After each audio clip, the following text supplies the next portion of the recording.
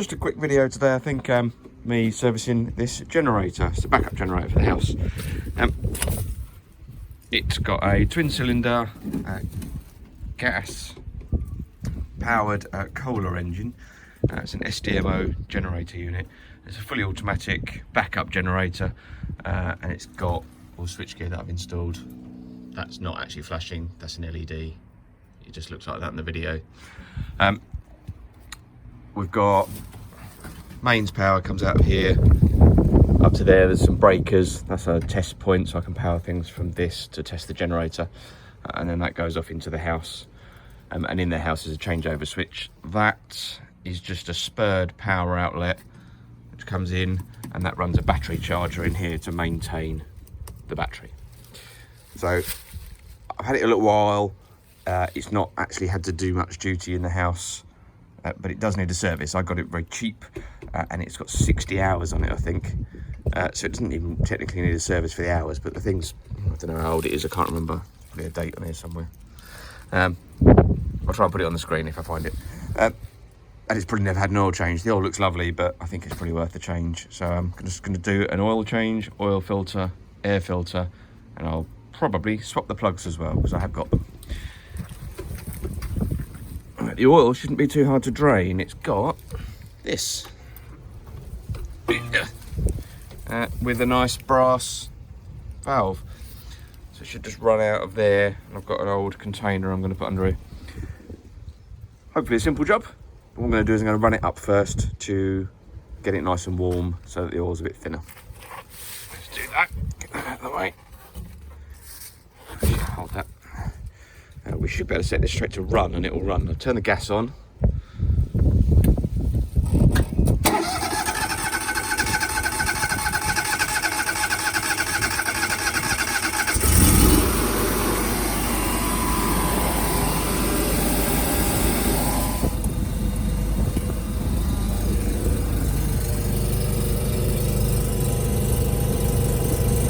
Right, let's leave that for about 10 minutes then.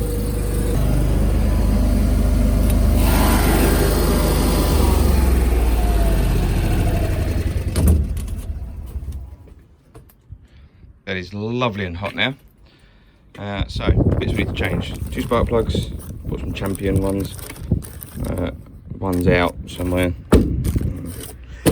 because I was checking it on a socket.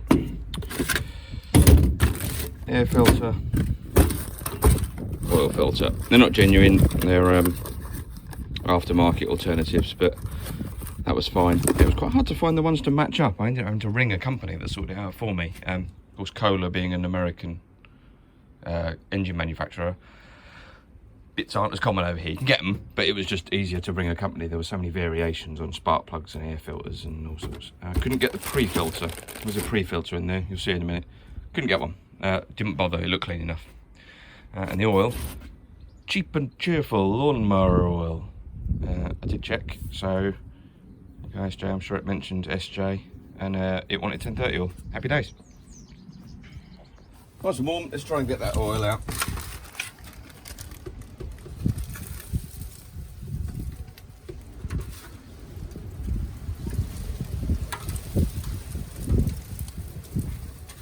There you go.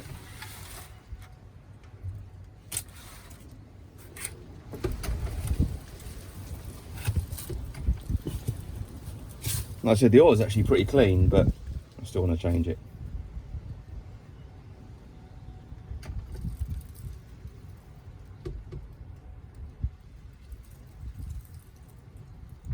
Well, while that's draining out, let's do the oil filter.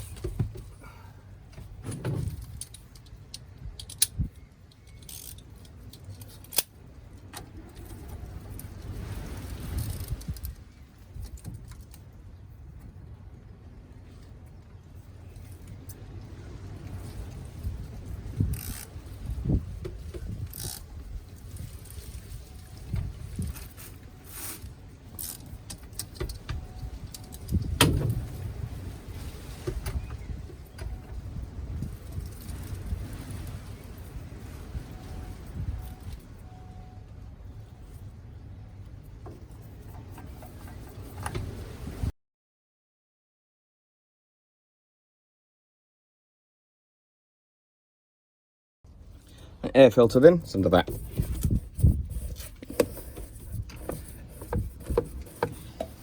So move you up a bit, there you go. I have looked in here before. I'm pretty confident that the air filter is the right one that they sent. Look right. And there is a pre-filter that I did look at last time, and I did have a little fiddle and it felt alright, although I did pull a little notch off the back there. Oh, you can't see it, I'll show you.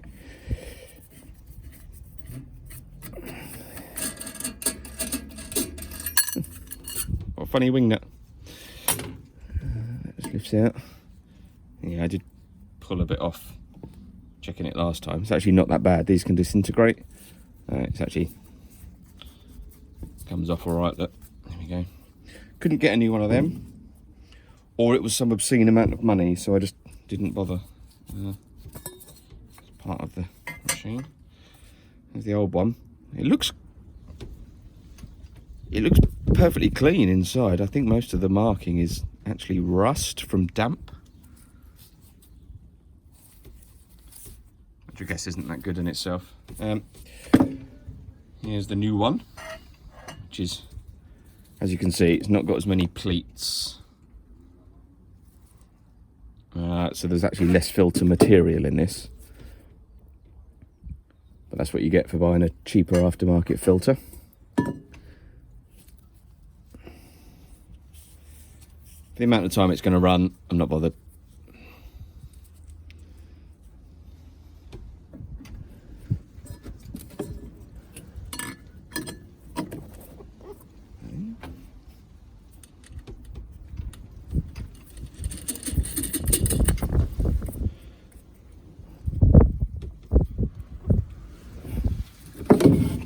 The plastic one. Is that on? Right.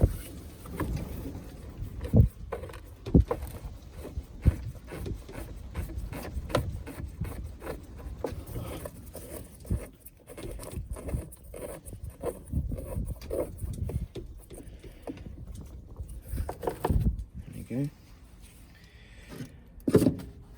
All right. Spark plugs.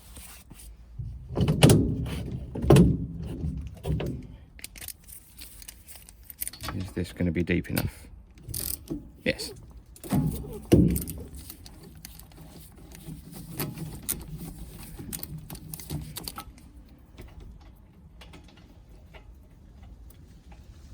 Yeah, doesn't want to come out.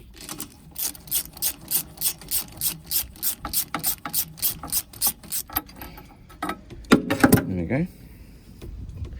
Champion XC12YC, and we've got Champion XC12YC. So there you go. They're right.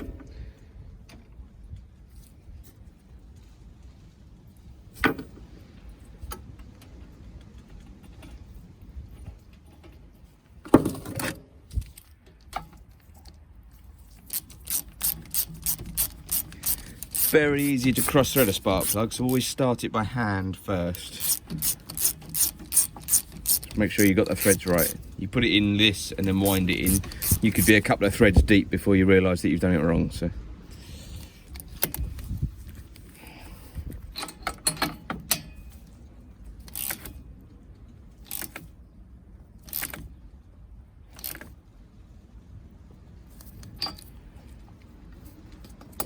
Right, the other one is over the back, obviously, opposed to this. So it's way over the back. I'm not going to be able to video it. I'm going to be elbow deep in this thing trying to reach it, so I'm not even sure if I can do it without taking the covers off. We'll find out. I have done the other one. You can do it without taking the covers off. You just have to reach right over and work blind, but you've got one here for reference, so you can kind of work it out. Oil now. Manual says, manual for this generator doesn't say anything about the oil to put in it or anything. So I looked up the engine instead. 1.9 litres.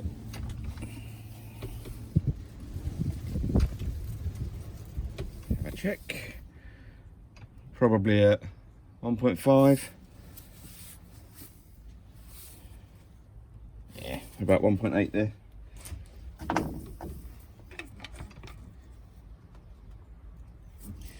So I won't use the dipstick because the oil filter won't be filled. So I'm going to start it, run it, recheck it.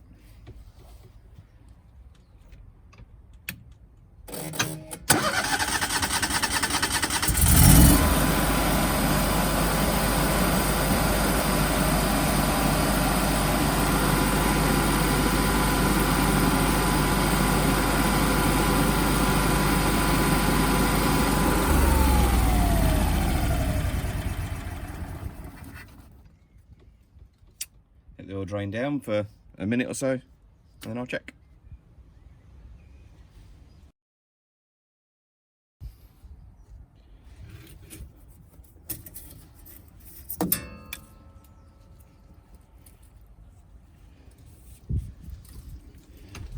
Have a look.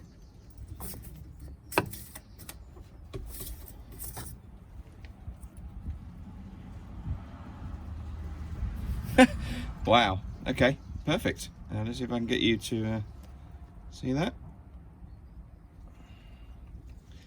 You can just see the full mark there. Actually, if you flip it over, you can just see the oil sheen just shining. Perfect.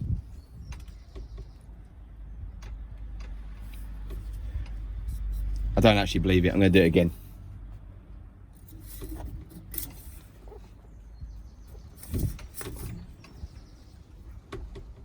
Yeah, no, it's definitely right. There you go. Okay, good. Last thing, I'm just going to find something to pop in there because I'm just worried about like a bee or something somehow getting in here and deciding to go in there and just blocking it up and causing me a drama. So I'll just find something to cover that. I could do that, but that's silly. I found something. The negative terminal battery cover off of a car battery. Pop. I like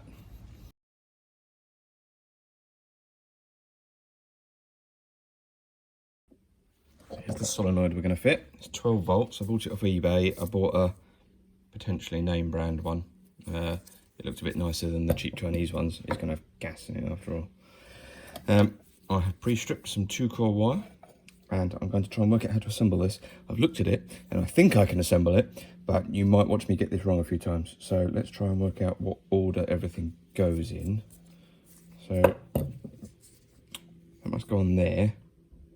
Which must go on there. So that's just a rubber seal. It can go on later. Yeah, okay. That's the terminals. So the wire's going to have to go through.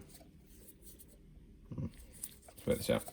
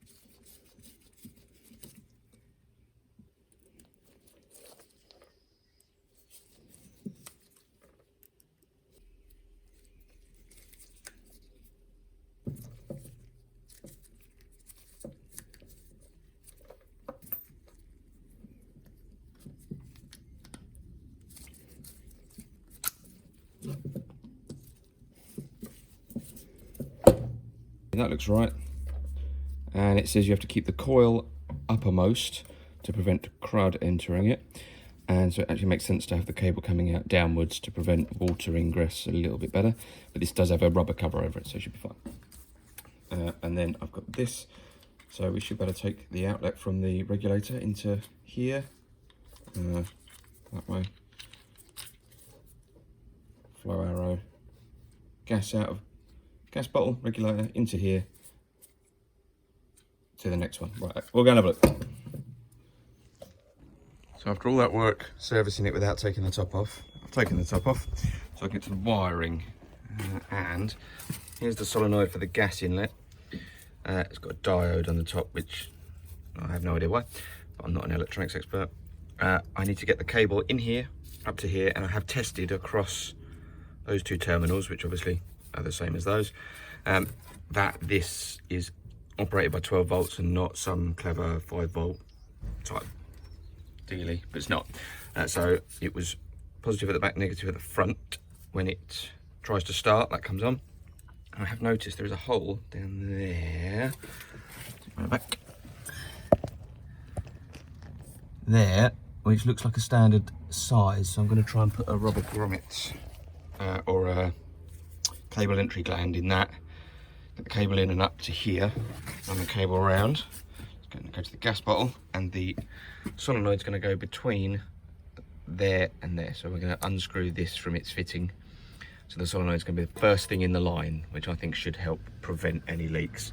And then I'm going to dismantle these joints and put airline sealant on them. I reckon that should help. So there's a lot of cobwebs down there, so I've got an anti-spider stick. Yeah. See? Ugh. Clear that out and try and get this grommet in there. So we're going to tee this into there. I don't really want to disturb the wiring and cut stuff, if I can help it. So I've made that. I've got those. I've pre-stripped end of the wire that goes to the solenoid. I'll get crimping those on there.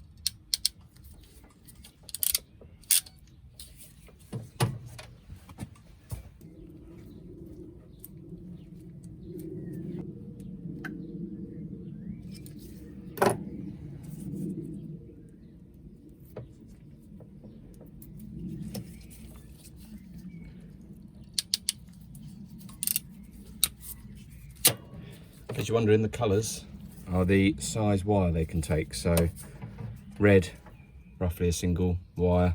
Blue will take a thicker wire, or you can get away with putting two of this kind of wire in there.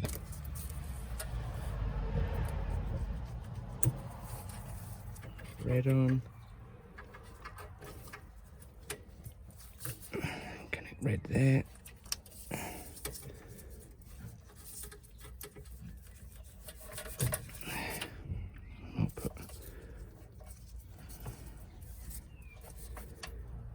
There and connect it to there. Here we go.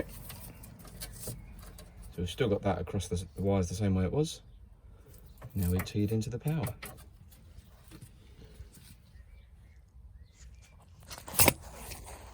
And I did manage to get that in, but the hole was too small, so I had to use a die grinder bit in an angle drill, which was not pretty. I made this. I didn't bother videoing me assembling it because it was just me putting glue on things and screwing it together. I put the sealant on there, screwed that into, I couldn't put that side, wrong size, got confused. So 1/4 inch, that's 3/8. Then we've got 3/8 joiner that's unfortunately screwed all the way in, but it seems to go tight at the end, and it's got the glue on, so it should be fine. And then we've got the angle down to that, so that's your primary regulator, but it doesn't quite go down to the pressure that this generator needs. I've got this that drops it ever so slightly more into the gas pipe. It's been an hour or so. It says it reaches a bit of strength in about 15 minutes, so I think it'll be enough. It's not massive pressures here. I've got my gas test gauge, which is just a loop of tube with water in it. You set this to wherever the water level is. You can't really see it, is there. And I've got a long tube fitted to that, which I'm going to fit to the gas test point down here.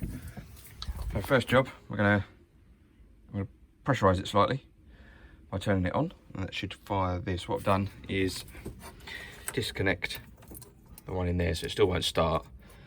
You should just click this one on. So we'll give that a go.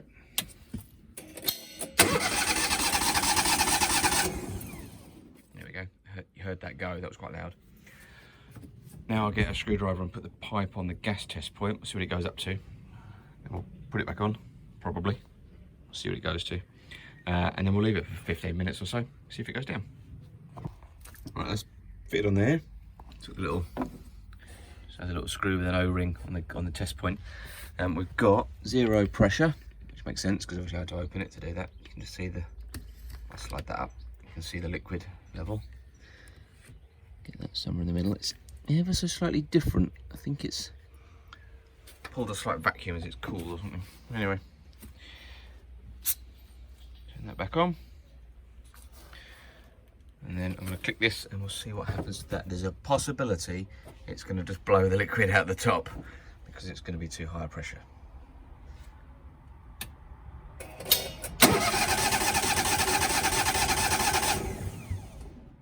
Right. Well, it didn't blow the liquid out the top, but it's also taken it completely off the scale.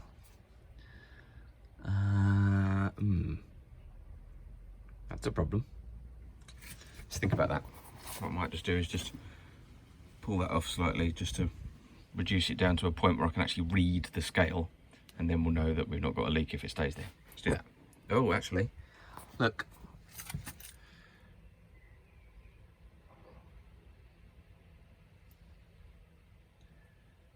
Well, I think that's pretty clear.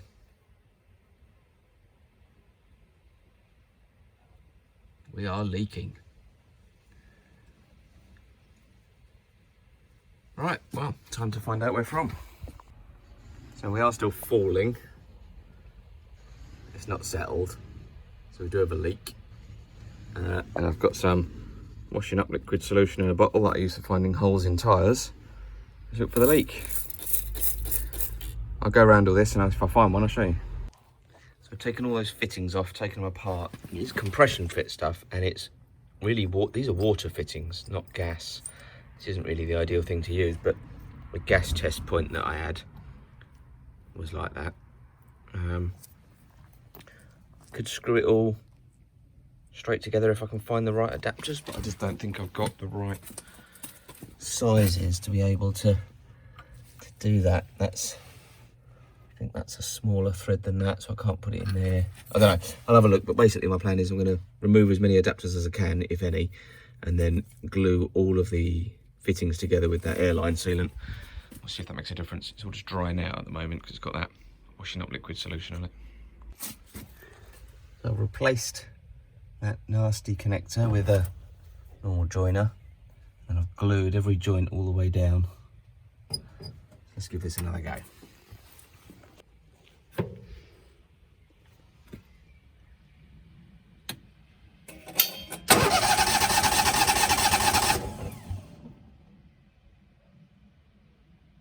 Well, that's gone high. Ugh. Oh no, look, there's bubbles in it. Brilliant. We'll let them come out and we'll try again. So put the cover back on.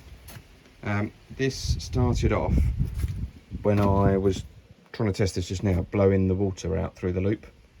So what I did was I pinched the hose off like that, let it pressurise, and then gradually let the pressure back in, and that seemed to let it work a bit better. It went up to 22, and now it's hovering around just below 20. So it went down fairly quickly to 20, and now it's slowed right down.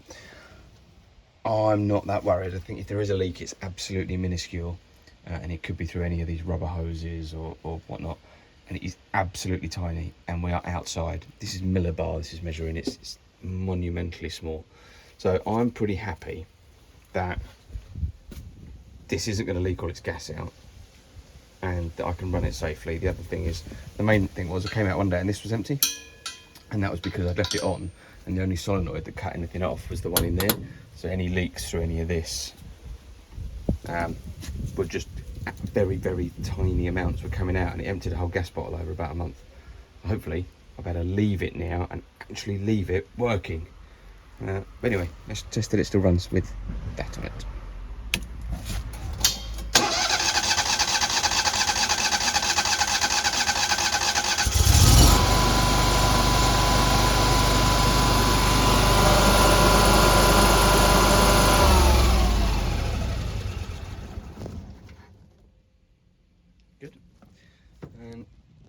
kind of returning back to 22 odd. Well, this is what I mean about maybe I can't trust it as well. Look, it's actually going up even though nothing is happening. I think it could be temperature variations. Yeah, I'm happy. Button this up. Something else to show you. I've got this box with a stupidly large light on it, but that's because that's all I could find and I need to put an LED in it. This is an override switch that cuts out the signal from the house. So in the house is a changeover switch. When the mains goes down, it connects two wires together, which is the signal for this to start. The changeover switch sees mains coming in on this and then clicks over to the generator. Well, I don't want it doing that at night, because to be honest, if I have a power cut at night, I'm not really that bothered. And I also don't want it to happen when I'm not here. So I've used an app to geofence where I am, and that can then control in here is a Sonoff SV switch, which I've used before on my doorbell project. And that will just disconnect when I go out, basically, and when no one's in the house. So then that will not start and waste all the gas and make a load of noise if there's a power cut when we're out. Does mean, however, if there is a power cut when we're out and we come back, it won't start because the Wi-Fi will be down and it won't click this back on. So then you would just come out and manually override that. Yeah, the light is comedically large, I'm aware of that. A little LED bulb to go in that really old bulb holder to replace that one. It was really hot and wasting energy. Nice, pop that in. And there we go, all done. That was my video about fixing my generator. I think in America these are Generac generators, so this is probably the same as an American one as well. Yeah, thanks for watching. Do the thumbs up button at the bottom, lets me know people actually want to watch more of these videos, and it helps them get shared with more people, so gets the channel a bit more successful. Yeah, subscribe to the channel, see what else I'm fixing. Thanks, bye.